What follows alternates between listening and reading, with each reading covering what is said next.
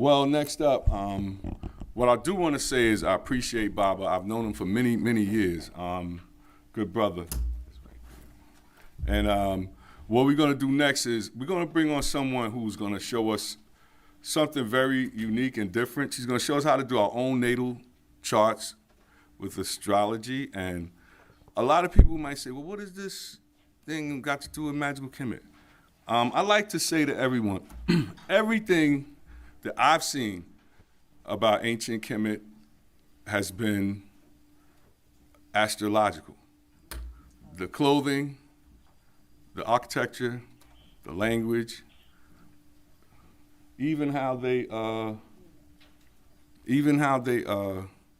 cosmology, everything was about as above, so below. So it's very fitting that she's here. And it's very fitting that the first one after that wonderful introduction is a sister.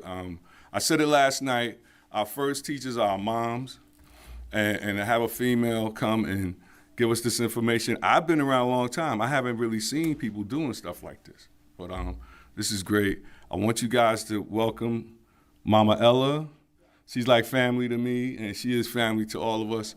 And I want you guys to really get to know her. She's an extraordinary person, and here she is, Mama Ella.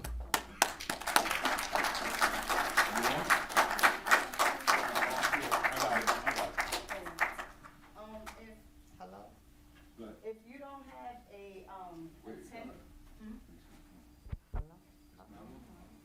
hello? Does everyone have a template? Yes. Hmm? All right. Well, Nah, it's not. This ain't working. yeah. All right. There's something with that mic. Excuse me, brother. Can you hear that mic? Hello?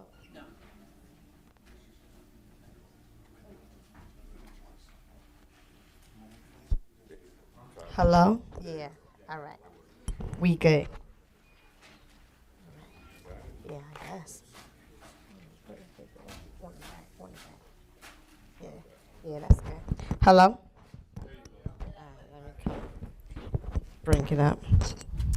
Welcome everyone to LIU, another eye-opener production. Yay! Shout out to Brother Shabazz for this. Yeah. What? Huh? All right. I'm gonna do that as smooth as possible. So everyone has a template of the natal chart. Okay. They passing it back? Oh. Oh shoot. I think everyone took. I don't know. I guess. Honestly, I only kind of printed out like 30.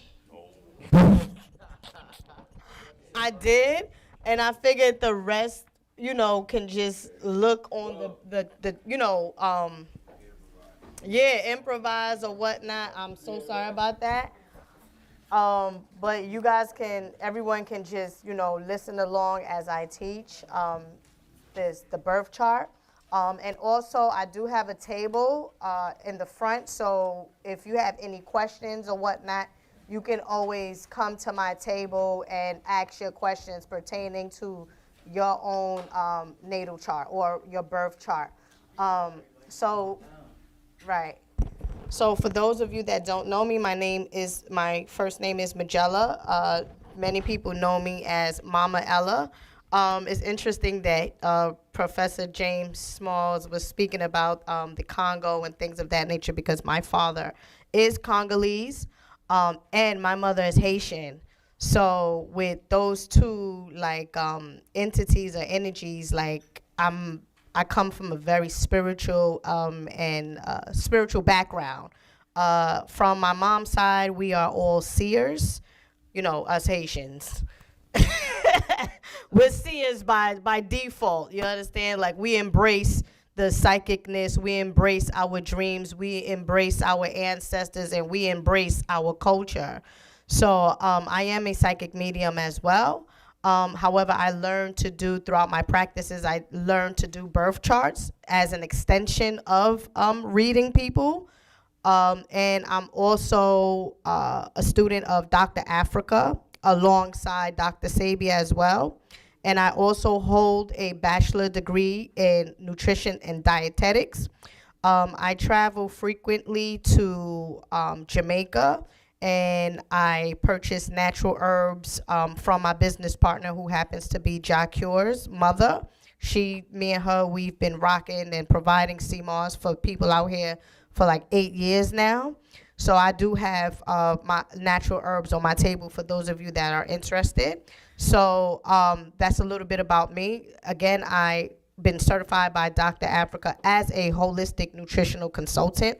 So I do a little bit of everything. I do health, I do readings, I do a lot of different things. But today, I'm going to teach you all how to read your very own natal chart. And it would be good if I just put this phone down, see?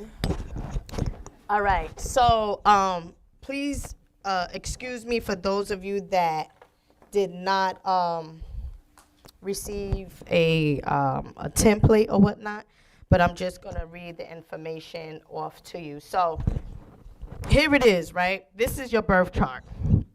All right, a birth chart, also known as your natal chart, is a snapshot of where all the planets were in their orbit in the moment that you were born. Okay, this is basically based on the exact date, right? The birth date. So let's give, like, for me, example, 3/15, March 15. That's my exact date, right? March 15, 85, right?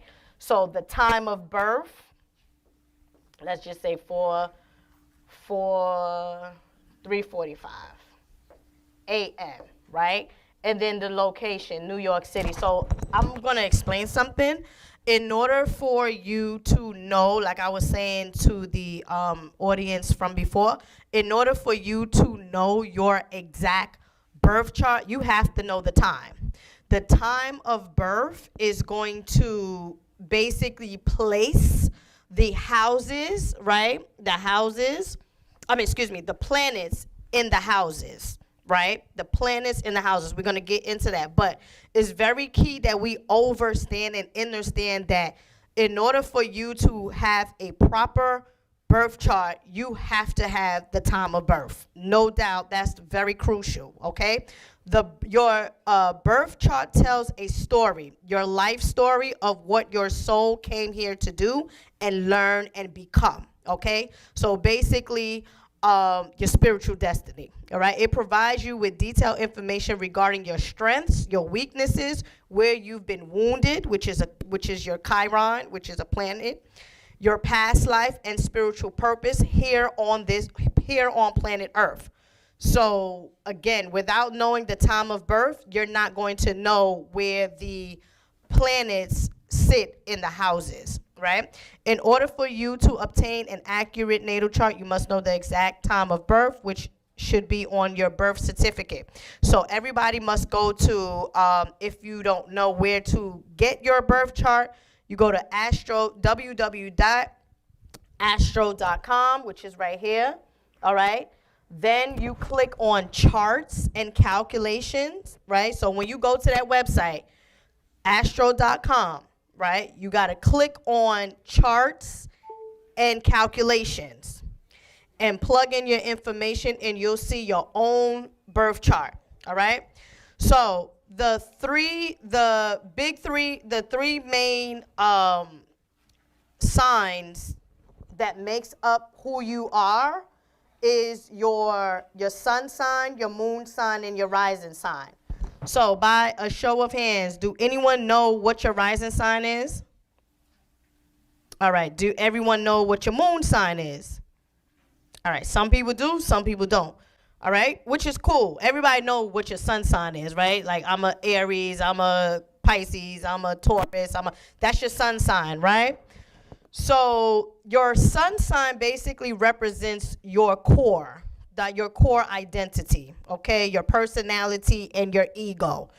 A lot of people are like, oh, your ego? Yes, your ego. Your ego is what's gonna make you like it's not always bad. Having an ego is not always bad. Your ego will tell you, listen, get up and get this money. Get up and get dressed. Go get fly. get up and forget your problems, get up and do what you need to do. You get what I'm saying? To be a better person. So your ego is basically that energy within you that's going to make you be the better person. Now, some of us use it for bad, some of us is a little cocky, but some of us use it for good, right? So your sun sign represents your core identity, your personality, and your ego. Now, your moon sign, right, represents your emotional nature, your inner world, and how you react to situations, often reflecting your subconscious patterns and how you nurture and care for people, all right? So your moon sign is more so like the emotional you, okay? Your moon sign, I always say that your moon sign is more so like who you are in your shadow self, like when you're by yourself, when you are in your quote unquote feelings, you act like say for example, like with me, my moon is in Capricorn, right? So people always say, oh, oh, you a Pisces, you this, you that. No, but I have a moon and I have a rising. So we have to incorporate all three signs because those are the three big signs, right? So the way I react emotionally wise is like a Capricorn, okay? Not like a Pisces, but like a Capricorn because my moon sign is in Cap, all right? So your rising and ascending sign, right, which is always going to be in the first house. As you see here, if for all of you who have the chart, please, I'm sure that you created this wheel with the splits of 12 houses, but make sure you put ASC/rising, and then over here on the other side of it is descending. So DESC, right? So you have your rising, which is your ascending, and then you also have your descending sign, right? So your rising and ascending sign is often seen as often represented as your mask, all right? How others perceive you, like people be like, the first, like basically the first judgment of how you come off to people. You can come off to people, like say for example, you a Gemini, but your rising is in Sagittarius. So you may come off like a Sagittarius, right? While your sun sign represents your core identity and inner self, your rising sign reflects how you appear to others and your initial reaction and response to situation. So, and also, your rising sign was the sign that was rising up at the time of your birth. So that's why that's why a rising sign is very important and have so much impact on you, because that was the sign that was rising up on the horizon, okay? So, like I said, although the sun sign represents your core identity, your rising is how you react to certain things. And not for nothing, my rising and moon is both in Capricorn. So, any Capricorns here? Okay. So, Capricorns, we get straight to business. We don't play around business. We like order. We go for it. We're going to go to the top. We want to dress nice. We want to look good. We want to smell good. We want our money in check. You get what I'm saying? That's Capricorn. That's how I react to certain things. Order, right? Because Capricorn is ruled by Saturn. Saturn is the father, okay, of the planetary system. So now you have your rising sign, but then on the opposite sign, on the opposite scale here, you have your descendant. This is something very important too that you have to understand when looking at your natal chart, because everything is in pair. Let me just say this real quick, right? Everything is like a pair. From 1 to 6 is the physical you, right? Let's do it like this. It's the physical you. From 7 to 12 is the spiritual you, right? However, the opposite sign of, which is Aries, is going to be Libra. The opposite sign of 6th house of Virgo is Pisces, 12th house. So every sign has a pair, all right? Every sign has a pair, and it's 6. So 1, 2, 3, 4, 5, 6. and it's just the opposite 6. So 6 and 12, 1. So every 6 sign you're going to get is opposite match, right? So the second house of Taurus is going to be the opposite sign is Scorpio, all right? So 6 signs over. So together with 6 signs, you make a whole with the opposite sign, right? With your opposite sign. So descendant sign is the sign opposite of your ascendant sign, representing the other half or the qualities you are drawn to in relationships and partnerships. This particular sign will always sit in your 7th house, okay? 7th house, which is the area of your life that pertains to partnerships, relationships, and marriage. For example, if you are a Scorpio ascending, if your rising sign is Scorpio, you have a Taurus descending sign because it's the opposite sign, okay? Drawn to, if you are a Scorpio ascendant, you have a Taurus descendant drawn to those who provide stability, sensuality, and loyalty. Sagittarius ascending means Gemini descending, being drawn to someone communicative, adaptable, witty, and intelligent, because Gemini is represented by the 3rd house of communication, of family, of adaptability, and et cetera, which we're going to get into, right? So when you get a chance to go to astro.com and you put in your information, your chart will be created. You will then see where all planets were positioned at the time of your birth. Okay? So to understand your birth chart, you should have an understanding of the what's happening, where it's happening, and how it's happening, right? The what, where, and how are 3 ways to understanding the story, situation, prediction, predictions that is happening in your life, right? So, for example, the planets is what's happening here. So when you create your natal chart, right? Say, for example, you will have, all right, the sun. This is the sun in the 2nd house, right? You will have, do you see the planets on the side of your chart? Do you guys see it? All right, so those are all the planets, right? So say, for example, you have your south node here, you will have your north node here. I'm just giving examples, right? You will have, let's say, Venus here. You will have, let's say, Neptune here, all right? Neptune. You will have, let's say, your Chiron is here, all right? And et cetera, et cetera. So the planets in the houses, okay, is telling you what's happening in this particular area of your life. That's what the planets in these houses tells you in your own natal chart. What's happening here, right?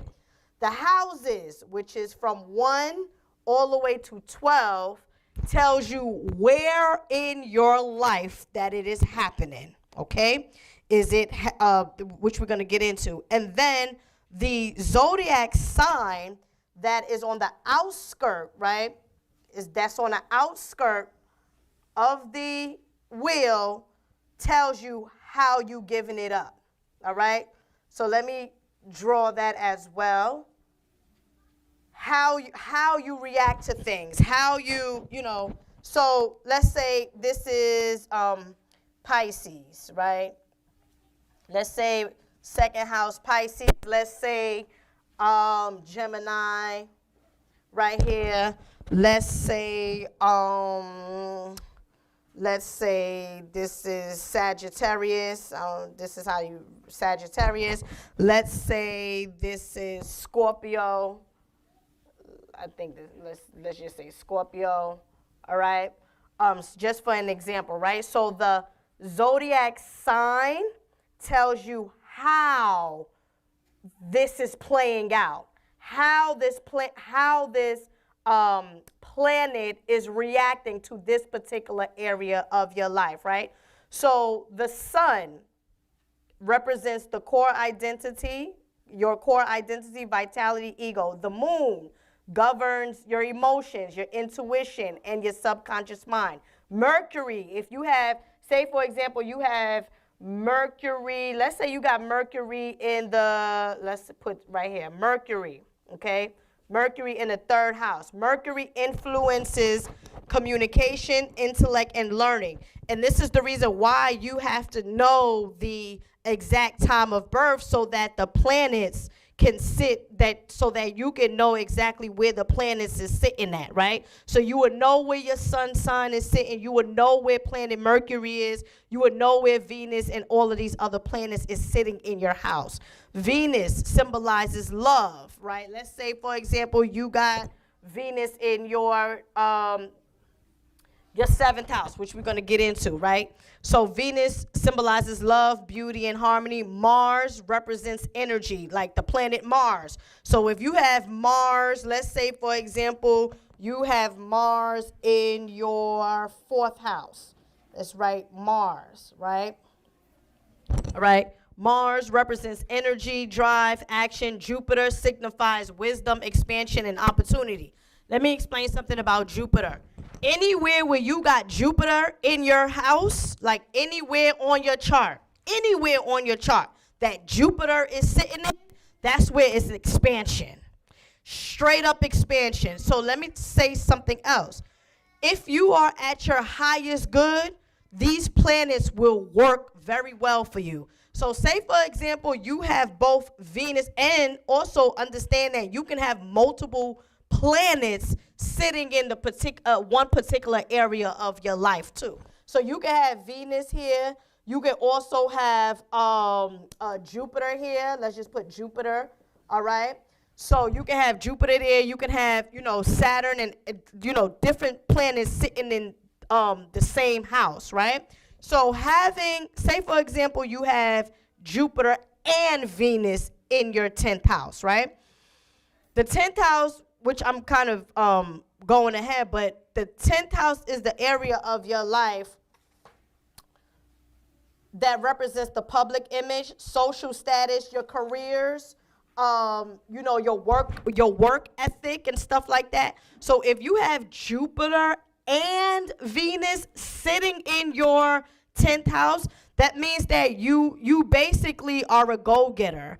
You basically are gold. You basically can attract money. You basically, can have multiple different jobs, right? Because Jupiter is there expanding your public image, your career, your status. Also, if you have Venus, which I said is the planet of love and attraction, different types of people are gonna come to you, okay? Because it's sitting in that 10th house of public image, careers, and other people, all right?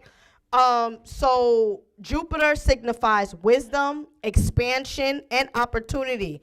Saturn, the planet Saturn, anywhere you see Saturn in your chart, that governs structure, okay? Discipline and karma, all right? So if you have, say for example, you have Saturn sitting, let's say, in your 8th house.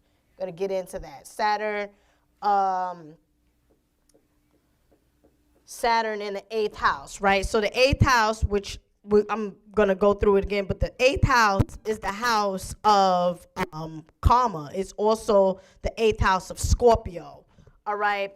The 8th house is the house of transformation. Inheritance deals with transformation, depth, past life, intensity, and shared resources. So if you have a planet such as Saturn in your 8th house, you're going to think twice, about making certain types of moves, all right? Because you're going to be like, you know what?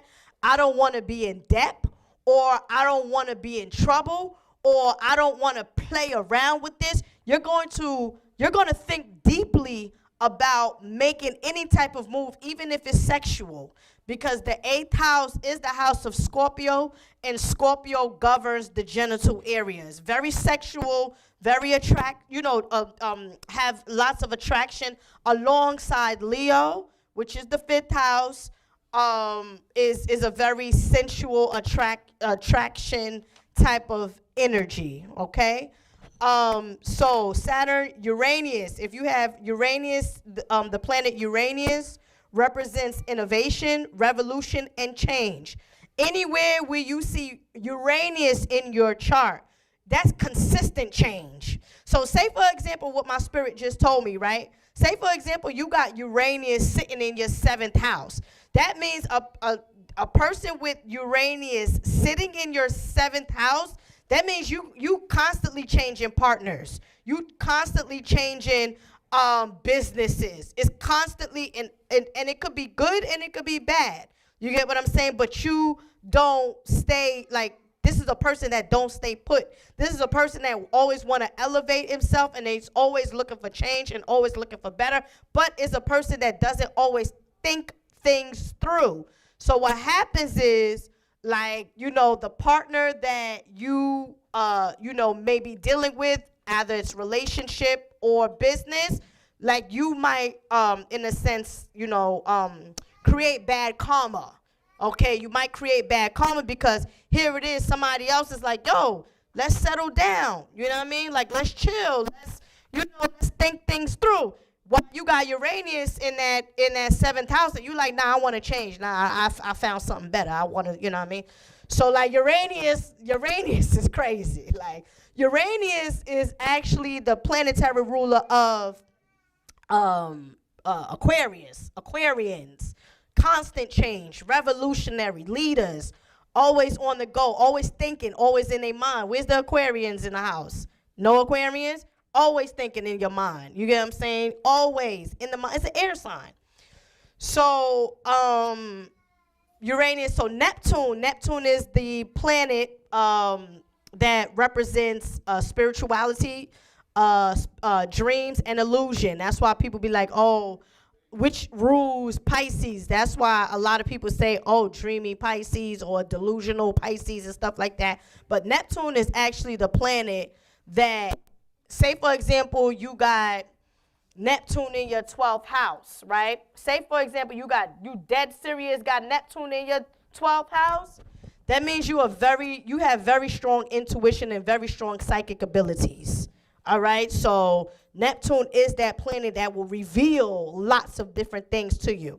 So Pluto is the planet that governs transformation, rejuvenation, power, and rebirth. Your Chiron, anywhere where you see your Chiron in your chart, that's an area of your life that deals with deep healing and transformation through understanding and embracing one wounds, right? Rather it's a past life or a childhood wound. And its placement in a sign reveals areas of vulnerability and potential for growth. Chiron shows you where you've been wounded and where you need to heal. So, like, say, for example, you have Chiron sitting in, let's say, your 6th house, right? Which is the area of your life that deals with, like, mental health. It also deals with daily work, daily life, health routines, and things of that nature. Say, for example, you have Chiron sitting in that particular house. That means that perhaps, right, in your childhood, like, people told you wouldn't be nothing. You know what I mean? Like, they wounded you, like, oh, I'm into this, I'm into that. Like, you will go to people, or you'll go to your teachers, or you'll go to your parents, or you'll go to someone older and say, hey, I want to do this. And you always got like, nah, you ain't doing that. You know what I'm saying? To the point where it's like, damn, now I want to sit down. Now I'm afraid to speak about how great I am, because the 6th house represents the area of your life that deals with work, ethnic, that deals with mental health, that deals with your daily routine. And the 6th house is also the house of Virgo, which is the mother. You get what I'm saying? So a lot of, you would see that a lot of People, Virgos, they got multiple jobs, like multiple jobs, very talented and stuff like that. And also, like, my spirit told me something, but I forgot because I was just, it'll come back to me. But yeah, sixth house is the area of your life that deals with just multitasking and being the best that you could be. So if you got Chiron sitting there, that means that perhaps in either your past life or in your childhood life, you've been wounded there where people told you you wasn't going to be nothing. So now it's hard for you now to shine. You know what I'm saying? So that is the area of your life where you need to heal from, right? People telling you you wasn't going to be nothing. All right? So the south node and the north node, right? Did I put here it is. This is the south node, right? This is the planet, which is the south node, right? Again, the planets tells you what's happening in the particular area of your life. The houses tells you where it's happening in your life. Is it happening in the first house, second house, third? We're going to go into, but the zodiac sign tells you how it's happening, right? So the planet, the south node represents our past, okay? Past life, okay? Comfort zone, where you're comfortable at. Your natural talents and the karmic baggage we carry into this lifetime encourages us to move beyond these familiar patterns. Your north node represents the direction of your soul's growth and the time and the life path you're meant to follow. This placement is where your spiritual destiny is, which offers the qualities you need to cultivate for fulfilling your life's purposes. So if say for example, your south node is in the fifth house, close that. Say for example, your south node is in the fifth house or whatever. The fifth house is the area of your life that represents, that deals with creativity, pleasures, romance, children, and hobbies. So perhaps in your past life, that's what you was all about, creating things. Being you, being the star of the party, just doing everything all the time. Also, the fifth house also represents children type of thing. So you might have had a lot of children in your past life, or you care for children, like you're a person that cares for children when you done reincarnated here on this planet, because you have that information from your past life because you got your south node in the fifth house. Okay, so going into the signs, as you know, Aries are known for being bold, independent, and passionate. Taurus, often grounded, practical, and reliable. Gemini, known for being communicative, adaptable, and curious. Cancer, often seen as emotional, nurturing, and intuitive. Leo, known for being charismatic, confident, and creative. Virgo, often described as analytical, detail-oriented, and practical. Libra, known for being balanced, diplomatic, and charming. Scorpio, often seen as intense, passionate, and resourceful. Sagittarius, known for being adventurous, optimistic, and free-spirited. Capricorn, often described as ambitious, disciplined, and responsible. Aquarians, known for being innovative, original, and dependent. Pisces, often seen as compassionate, intuitive, and imaginative. And we are known as the psychics of the zodiac sign. I'm not saying that no other sign is psychic, but we have that reputation of being the psychics of the zodiac signs, right? So, all right. Let's break down the houses, right? Now let's really, really go in and break down the houses. I'm going to go through this. All right. So your first house, all right? So this is the area of your life that represents your personality, your identity, and how you represent yourself to the world. Your first house is also your ascending sign, okay? So again, the first house is the area of your life that represents your personality, identity, and how you present yourself to the world. The second house, right? Second house deals with values and possessions, okay? Deals with finances and what you hold dear. The second house is also the house of Taurus. So if you know anything about a Taurus, y'all know Taurus, they don't play when it comes down to money. They get that checks and balances and things of that nature. They good with that. They're very good with math. They're loyal as well. My business partner, Ponzi, she's a Taurus. Very good with finances. And the opposite sign of Taurus is Scorpio. Okay, 6 signs over. See, 2 plus 6 is 8. 6 signs over, that is the opposite sign. So the opposite sign of Taurus is Scorpio. So together, Taurus and Scorpio is a whole. Okay? Taurus, Scorpio is a whole. Virgo and Pisces, a whole. You get what I'm saying? Gemini and Sagittarius, a whole, a match. All right? Third house, area of your life that represents communication and neighbors.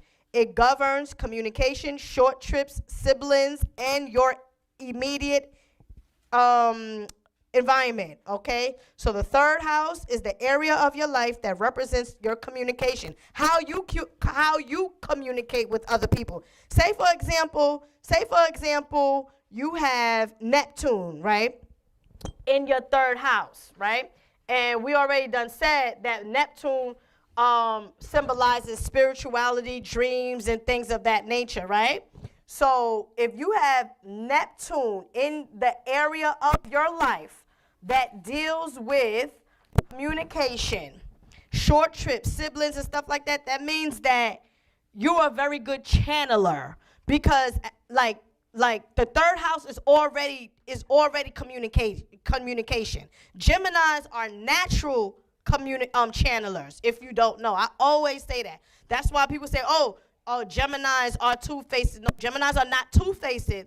Geminis are able to tap into the physical realm and the spiritual realm. They're able to go in between these different realms. They're able to communicate. Look at your boy Pac.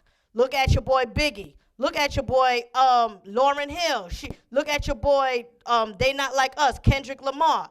Look at, you know what I mean? They got that physical and spiritual swag to them. Prince, you get what I'm saying? Spiritual and physical swag, information, music, and things like that. So third house represents communication with spirit and physical. So if you have a planet such as Neptune sitting in that third house, it just boosts you even more for you to tap into the spiritual realm. So again, don't second guess yourself if you even have that alignment. Don't second guess yourself. Any type of dreams that you have with Neptune sitting in the area of your life that deals with communication is real. So don't play with it, okay? So the fourth house is the area of your life that deals with home, your family, okay? The fourth house is the house of Cancer, and y'all know that Cancer is all about family, all about home, all about marriage, all about caring for other people, right? That's why they say, oh, Cancers are emotional, and it's okay to be emotional, right? It's okay to be nurturing and intuitive. So the fourth house is the area of your life that deals with home, it deals with family, okay? Your roots, okay? And also emotional foundation. Let me tell you something about the fourth house, your fourth house, right? And Cancer, because Cancer governs the fourth house, right?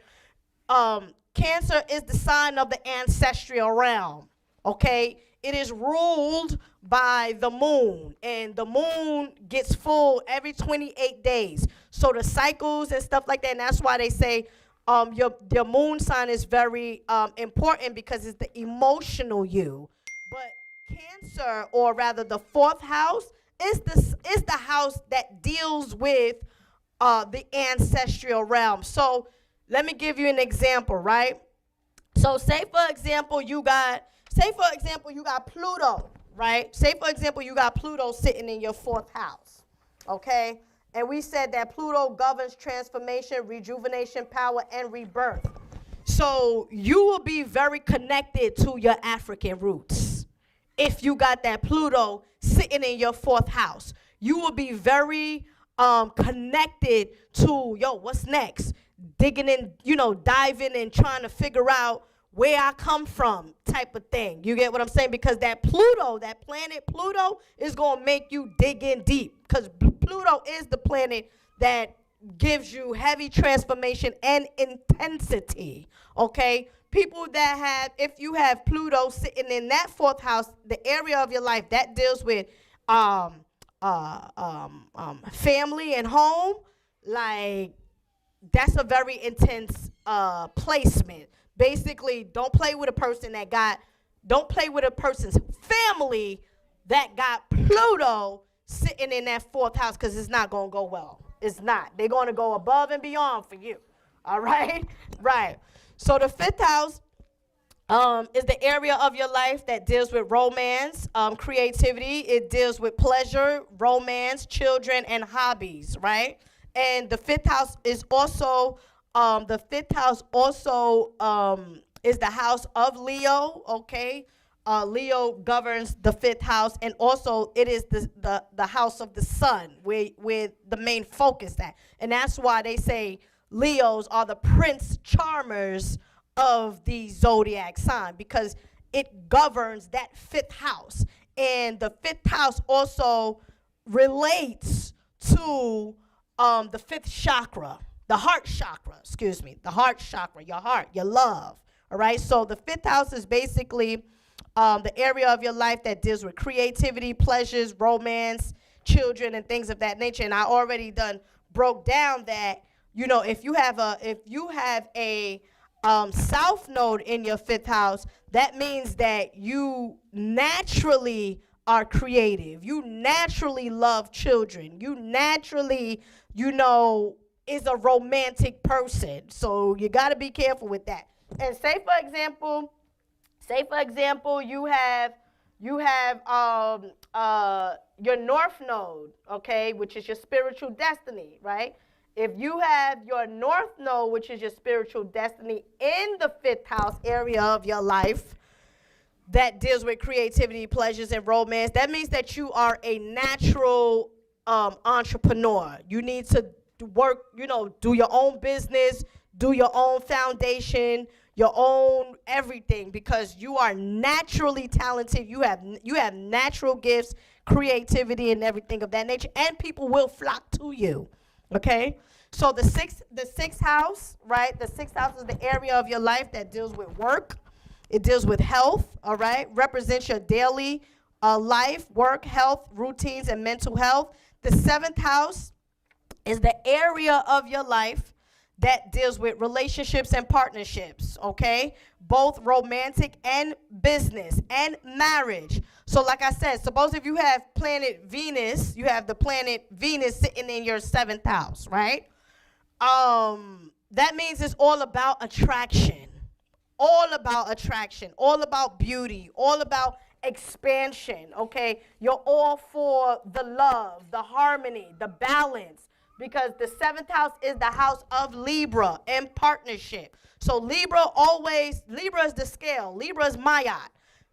Libras don't want no problem until you give them problems. You get what I'm saying? Libras always want peace, always want harmony. So the 7th house represents the area of your life that deals with balance, marriage, relationships. So pay attention to what planet is sitting there, all right? And let me say this, right? Say, for example, let me give you the whole situation, right? Say, for example, you got Venus sitting in your 7th house of partnership, right? And then you have Sagittarius that is influencing this whole story right here. Remember, the signs tells you how this is happening. So Sagittarius, as a Sagittarius, you are an explorer, right? So a Sagittarius influencing this 7th house basically you guys is gonna keep growing, because Sagittarians are all about exploring, changing, growing, mental health, and things of that nature. So that's how Venus in the 7th house is going to unwind if this is your alignment. You see? So it's three aspects that you have to look at when you are looking at your full natal chart. All right? You got to look at the sign that is influencing the house and the planet. All right? So the 8th house is the area of your life that deals with transformation, inheritance, deals with debt, past life, intensity, and shared resources. The 9th house, higher learning. The 9th house is ruled by Sagittarius, all right? So the 9th house deals with higher learning, representing long distance travel, philosophy, and spirituality. It was once, I don't know if this information is still out there, but like it was once known that Jupiter ruled both Sagittarius and Pisces. Okay, it was once it was out there that Jupiter both ruled Sagittarius and Pisces. And as I mentioned to you guys before, anywhere where you see Jupiter in your chart, it's expansion. So as a Sagittarius, like Sagittarians, you know, it's all about high, like elevating. And again, I must stress, this is when you are at your highest good. Because not all Sagittarius is about learning and traveling and not all. Most of the Sagittarius I know are, but not all Sagittarius are about that. They could be about traveling. They could be truck drivers. They could be people that be on the road a lot. You get what I'm saying? But it all depends on the whole wheel, all right? Now the 10th house, all right? The 10th house is the area of your life that deals with careers, public image. It governs your social status as well, all right? So this is where, like, yeah, you need to know if you want to know what job you will be good at or what career you will be good at or whatnot. You need to check what planet is sitting in this 10th house, the area of your life that deals with careers and public image. Because a lot of us, we doing work or we doing things that don't even fit with our own DNA and our spirituality. So understanding what planet is sitting in that 10th house and what, say for example, sign is influencing that can tell you right here what you need to be doing on this planet. You get what I'm saying? One of the things that you need to be doing on this planet, because we are multi-beings. Like, we could be doing a whole lot of stuff. Like me, I do, I homeschool, I do party decoring, I'm a notary here, in the States, I do readings, I teach, I do herbs, like I do everything. So like we don't have to just do one thing. You feel me? So like the 10th house is the house, or rather is the area of your life that deals with careers, public images, and things of that nature, social status. You know what I mean? So the 11th house is the house of friends, groups, friendships, hopes, aspirations. The 11th house is the house of Aquarius, the Aquarians, okay? And Aquarians is always like trying to lead the group, and the opposite sign of Aquarius is Leo. So Leo's is the Prince Charmers, very strong, creative, you know what I'm saying? So with the two, with Leo being very strong-minded and creative and attractive, you have Aquarius too that deals with, we're going to gather the people. You get what I'm saying? We're going to gather up the people, we're going to do what it is, and they're going to lead. That's Aquarius, or that's the 11th house. So you have to check out what planet you have in the 11th house, all right? Now the 12th house, which is the final area of your life, right? is the 12th house of the subconscious mind. This is ruled by Pisces, okay? It represents the subconscious mind. It represents hidden aspects of yourself and karmic lessons. So, as I mentioned, like, say for example, you got Neptune sitting in your 12th house. Neptune is at home when it sits in your 12th house because Neptune governs Pisces. So if you got Neptune, the planet Neptune, again, what's happening here is that Neptune is sitting in the area of your life that deals with the subconscious mind. That's what's happening here. Okay? How is it happening? Say for example, let's put Cancer. All right? Let's put the sign of Cancer on the outskirt. So how this is happening, how Neptune in your 12th house is going down like a Cancer. And as I already said, Cancer is the sign that deals with nurturing. It deals with your intuition. So this is the whole combination. So you're extra intuitive. Say for example, you don't even have Cancer here. Say for example that you got, my spirit just told me, say for example you got Scorpio sitting here, right? That means that you have the potential to do past life readings and even see back in the past. You know what I'm saying? Because Scorpio is the sign of intensity, and Scorpio is ruled by Pluto, and Scorpio deals with past life karma. So when you got Scorpio influencing the area of your life that deals with the subconscious mind and hidden stuff, you can dream when somebody is lying to you. This is what this is about. The 12th house is very dangerous because the 12th house looks and sees everything. Just like, like say for example, the physical eye don't see it, but the subconscious mind done caught it, and then 3 months after you dreamt the shit like, oh, that's what happened because you got that powerful Neptune sitting in this 12th house, influenced by Scorpio or even Cancer. So again, just to wrap up, you know what I'm saying? Again, I have my table out in the front for, to go deep down, to explain things more. But this is just the basic concept, and I have time to ask a few questions or whatever. What's the time? Cause okay, so I'm just gonna wrap it up then.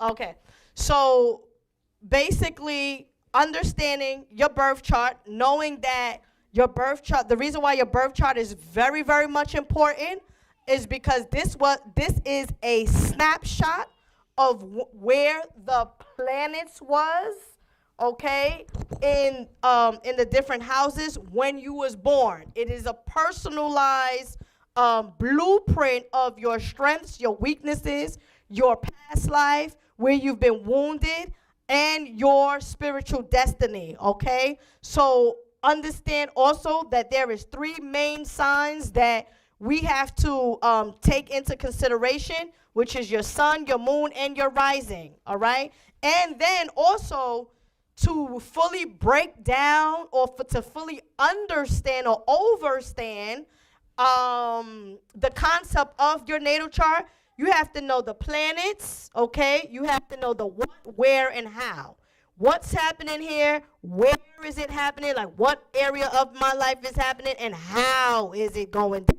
Is it happening like a Pisces? Is it happening like a Gemini? Is it happening like a Taurus? How is it happening? Which is the zodiac sign that sits on the outskirt. However, you have to know the time of birth. You cannot do this without knowing the time of birth. You know what I'm saying? It won't be that accurate. I've seen many different, because I've been doing this for quite some time.